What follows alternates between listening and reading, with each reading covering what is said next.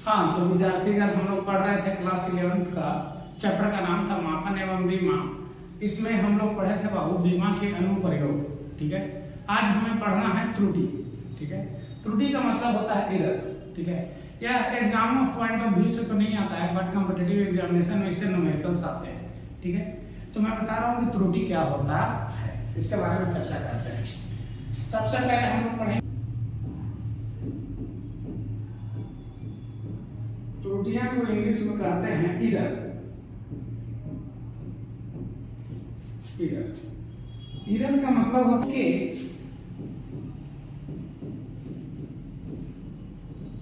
किसी वस्तु के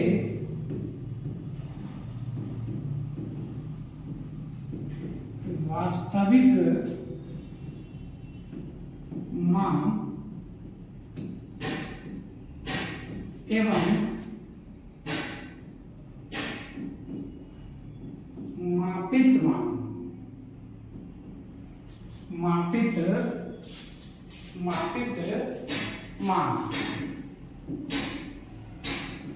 किसी वस्तु के वास्तविक मान एवं मापित मान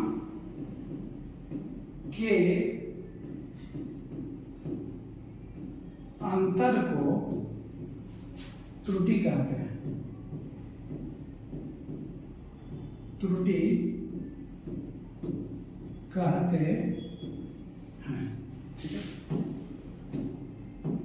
देखेंगे बाबू, त्रुटि बराबर होता है, त्रुटि बराबर होता है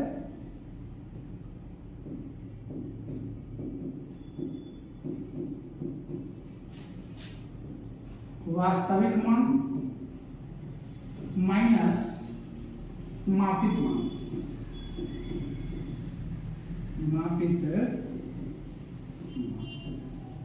पर क्या लगाते हैं मान। ठीक है, यही बाबू इसका होता है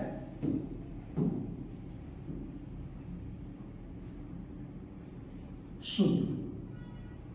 त्रुटि निकालने का तरीका होता है वास्तविक मान और मापित मान का जो अंतर होता है वही कहलाता है क्या, त्रुटि।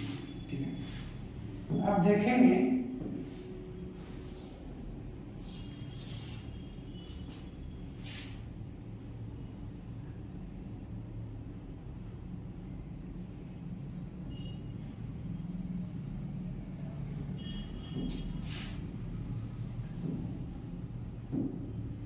ध्यान दीजिएगा। अब आएगा क्या, ये तो हो गया भाव त्रुटि। त्रुटि में एक नोट देखिए, त्रुटि कभी ऋणात्मक नहीं होता। त्रुटि कभी ऋणात्मक नहीं होता है।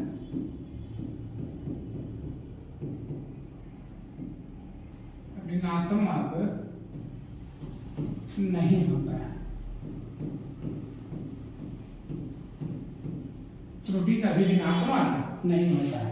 कारण है कि एक गलती अगर आप करेंगे और दूसरे गलती को आप नजरअंदाज करने की कोशिश करेंगे तो गलतियां घटती नहीं है, गलतियां जुड़ जाता है। इसीलिए त्रुटि कभी ऋणात्मक होता नहीं।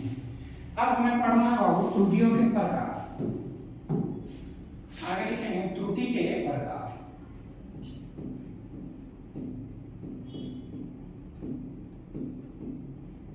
त्रुटियों के प्रकार। टाइप ऑफ एरर क्या कहता है, type of error. Type of error, त्रुटियों के प्रकार। ठीक है, टाइप ऑफ एरर। त्रुटि के प्रकार में पहला टाइप आता है, इसको कहते हैं बाबू, त्रुटि में पहला आता है जिसका नाम है क्रमबद्ध त्रुटि। क्रमबद्ध त्रुटि इंग्लिश होता है सिस्टमैटिक एरर।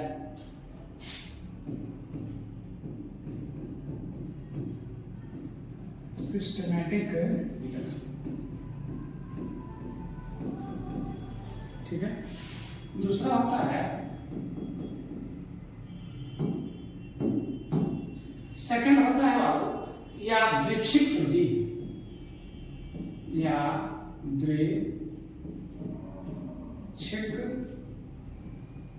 त्रुटि, यादृच्छिक त्रुटि, उसको कहते हैं रैंडम एरर।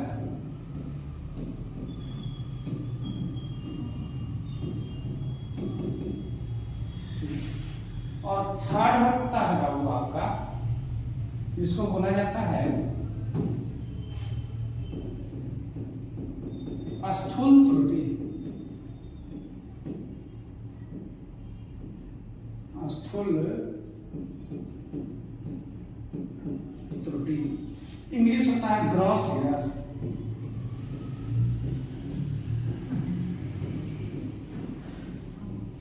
ग्रॉस एरर ये मुख्य रूप से 3 प्रकार की त्रुटियां होगा। एक होता है क्रमबद्ध त्रुटि, दूसरा होता है यादृच्छिक त्रुटि और तीसरा होता है स्थूल त्रुटि। अब एक एक करके हम लोग पढ़ लेते हैं कि क्या होता है। ऐसे देखें, नंबर 1 हम लोग लेते हैं बाबू क्रमबद्ध त्रुटि। क्रमबद्ध त्रुटि, ठीक है। क्रमबद्ध त्रुटि कहता है कि यह एक प्रकार का त्रुटि होता है, यह एक प्रकार का त्रुटि होता है जो, यह एक प्रकार का त्रुटि होता है जो किसी प्रक्रिया या उपकरण, किसी प्रक्रिया या उपकरण,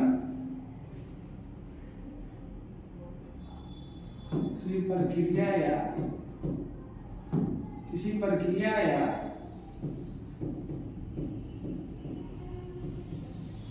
कहता है कि यह एक प्रकार का त्रुटि होता है जो किसी प्रक्रिया या उपकरण में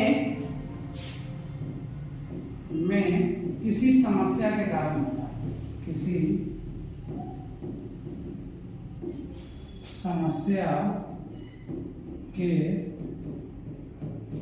कारण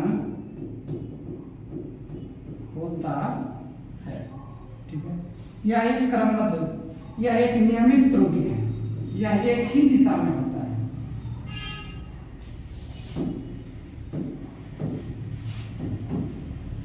यह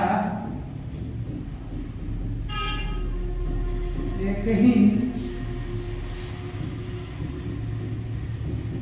दिशा में होता है, ठीक है। बार बार दोहराया जाता है। जैसे मान लेते हैं कि कोई बटखारा है और बटखारा में किसी प्रकार का 1 किलो का बटखारा में 950 ग्राम अगर वह तौल रहा है तो जितने भी कस्टमर आएगा सबको जब वह तौलता जाएगा तो एक सिस्टमेटिक ढंग से वह गलतियां करता जाएगा। इसलिए कहता है कि यह एक प्रकार का त्रुटि है जो किसी प्रक्रिया या उपकरण में किसी समस्या के कारण होता है। इसलिए इस प्रकार की त्रुटि को एक ही दिशा में होता है, लेकिन होता है क्या, 1 डायमेंशन, मतलब कि एक ही डायरेक्शन में होता है, लगातार गलतियां वह करता चला जाता है। इस प्रकार के त्रुटि को ही हम लोग कहते हैं स्थूल त्रुटि। दूसरा आता है बाबू क्रमबद्ध त्रुटि। पहले इतना लिखो फिर बताते हैं क्रमबद्ध त्रुटि, ठीक है।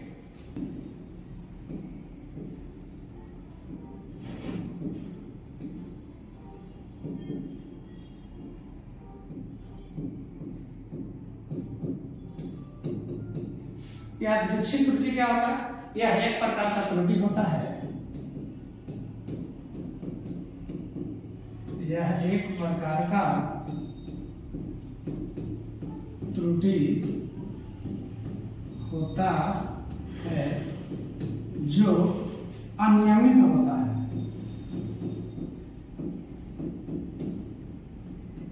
अनियमित होता है या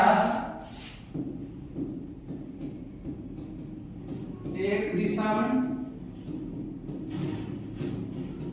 या दूसरे दिशा में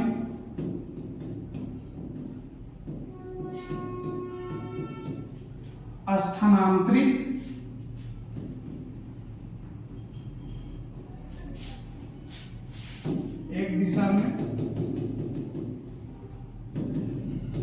एक दिशा में या दूसरे दिशा में स्थानांतरित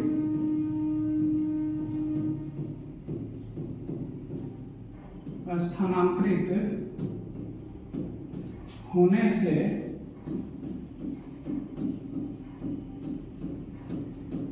होता है। एक दिशा में या दूसरे दिशा में स्थानांतरित होने से होता है।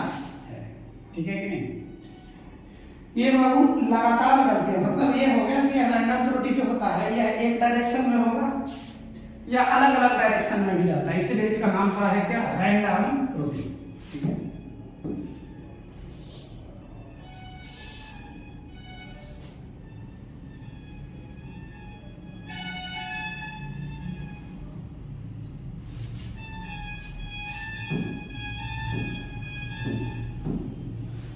तीसरा जो त्रुटि होता है, तीसरा त्रुटि जो है वो उसको कहते हैं स्थूल त्रुटि। तीसरा त्रुटि को क्या कहते हैं? स्थूल त्रुटि। स्थूल त्रुटि क्या होता है? यह बड़ी और स्पष्ट त्रुटि होता है। यह भी एक प्रकार का त्रुटि है, यह भी एक प्रकार का त्रुटि है, यह भी एक प्रकार का त्रुटि है जो बड़ा एवं स्पष्ट होता है। स्पष्ट, यह बड़ा एवं स्पष्ट होता है। यह मानवीय गलती के कारण होता है। यह मानवीय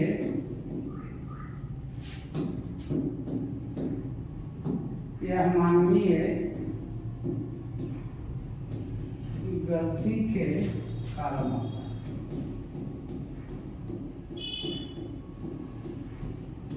यह मानवीय गलती के कारण होता है।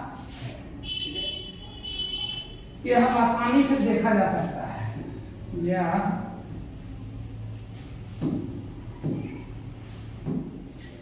आसानी से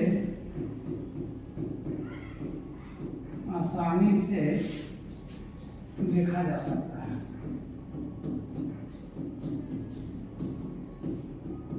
आसानी से देखा जाने का मतलब हो गया स्पष्ट दिख जाता है, बड़े रूप में त्रुटि होता है, इसलिए यह त्रुटि जो है क्लियर पता चल जाता है कि यहाँ पर गलती हो रहा है। ठीक है, यह क्लियर पता चल जाता है। ठीक है। अब इसके बाद होता है बाबू त्रुटि की गणना। ये तो हम लोग पढ़ रहे हैं त्रुटि के प्रकार। इसके बाद हम लोग पढ़ते हैं त्रुटि की गणना। नेक्स्ट हम लोग पढ़ेंगे त्रुटि की गणना। त्रुटि की गणना। त्रुटि का कैलकुलेशन कैसे करेंगे? न्यूमेरिकल मान कैसे निकालेंगे हम लोग? मेन होता है त्रुटि का न्यूमेरिकल मान, क्योंकि ऐसे डेफिनेशंस तो आते हैं न्यूमेरिकल वैल्यू का। त्रुटि की गणना हम लोग करने के लिए त्रुटि की गणना हम लोग करते हैं बाबू। पहला वास्तविक त्रुटि। वास्तविक त्रुटि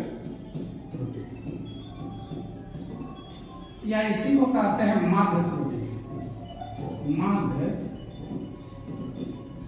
या इसी को कहते हैं औसत त्रुटि। औसत त्रुटि। ठीक है। दूसरा जो त्रुटि होता है वो निकालेंगे हम लोग, उसको बोलते हैं परास त्रुटि। परास त्रुटि, इसको बोलते हैं रेंज एरर। ठीक है। और तीसरा जो होता है त्रुटि, इसको बोलते हैं हम लोग सापेक्षिक त्रुटि।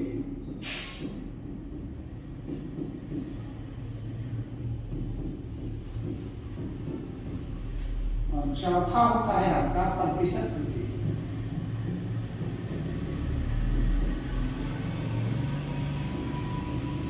प्रतिशत त्रुटि, ठीक है। वास्तविक त्रुटि में हम लोग औसत मान निकाल लेते हैं। परास त्रुटि निकालने के लिए क्या किया जाता है? परास त्रुटि कैसे निकाला जाता है? सबसे पहले त्रुटि मतलब ये हो जाएगा कि डेल्टा एन में से हम लोग एन को घटा कर निकालते हैं, delta N minus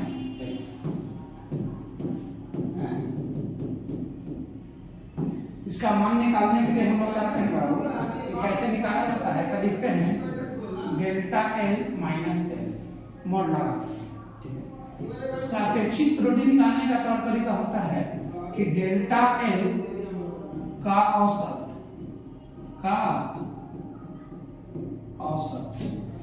delta L का औसत अब बटा होता है बाबू एन माने वास्तविक, और प्रतिशत त्रुटि का मतलब होता है डेल्टा एल बटा एल इनटू हो जाएगा 100, ठीक है। यही तीन सूत्र होता है जिसकी सहायता से हम लोग क्या निकालते हैं? त्रुटि निकाल लेते हैं। क्या निकाल लेते हैं? त्रुटि निकाल